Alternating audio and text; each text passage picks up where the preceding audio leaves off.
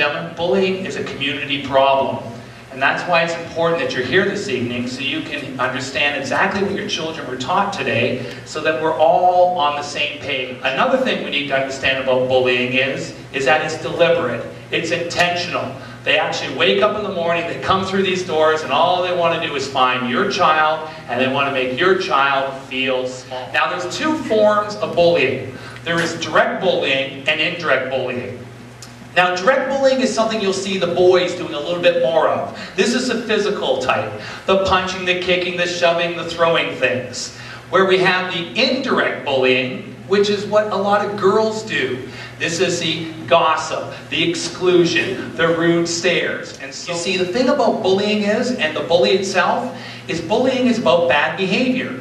And when we don't find out about this bad behavior, eventually what happens, as we were told earlier, is that the bullying ends up going out into our community. Why is that? Because bad behavior eventually turns into worse behavior, i.e. skipping class, dropping out, vandalism, bringing weapons into school. Now boys, what they usually do is bully outside of their circle of friends. And let me backtrack a bit. Remember what boys do. They do direct bullying, which is the physical stuff.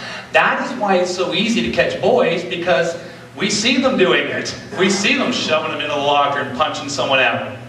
Where girls, what they do in most cases is they bully within inside their circle of friends. So bullying, once again, is a community problem. It's not a bullying problem. So what is your role as parents in this whole situation? Quite often as parents. But to be able to explain the difference between being aggressive and assertive, what I need to do first of all is just to backtrack and talk about parenting 101, things that we already know about. Now when we are parenting, we are only doing two things. We are nurturing and we are admonishing. That's all we do as parents. Seems pretty simple, doesn't it?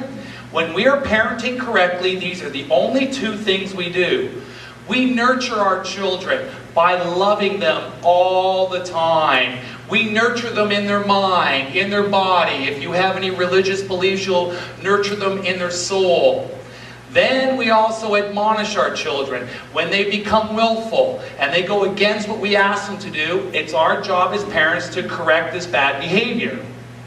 Now, when I talk about bad behavior and talk about discipline as a whole, when I ask parents about discipline, what they usually come back to me and say is, discipline is a correction of bad behavior. When your children come into this correction side, this is where we come with the difference between being aggressive and assertive. Now, aggressive is when we get our children to do what is best for us. Assertive is when we get our children to do what is best for them. I don't want my child thinking that they're a tattletale or a rat or a snitch. Well, ladies and gentlemen, this is not tattletaling, ratting, or snitching. Tattletaling, ratting, or snitching is getting someone into trouble. This has nothing to do with the bully and everything to do with your child understanding their role as a bystander.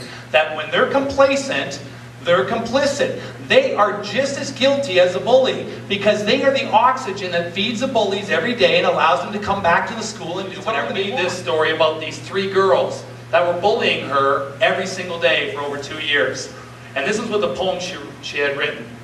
She had said, shattered dreams, broken hearts, hate, fear, discrimination, hurtful words, harassment, tears, cruel words spoken, violence flares, racism, exclusion, rude stares, laughs, whispers, giggles, compares, yelling, screaming, trying to find someone who cares, rumors spreading around, labeled, shunned, lost, and not found, waking up each morning wishing it would just go away because I don't want to be bullied. I did this little survey with middle school students when I started this program, and I asked them, why don't you speak up to your parents? You know what they told me? The majority of them? They're worried that you're going to come into the school and rant and rave and embarrass the heck out of them. That's why they usually do not speak up to their parents. Is concerned about your children. The school wants to work with your children and work with you to create a safe school environment and a safe community where your child can leave their home and go to school and go back home without ever worrying that someone's going to beat them up or verbally or physically abuse them.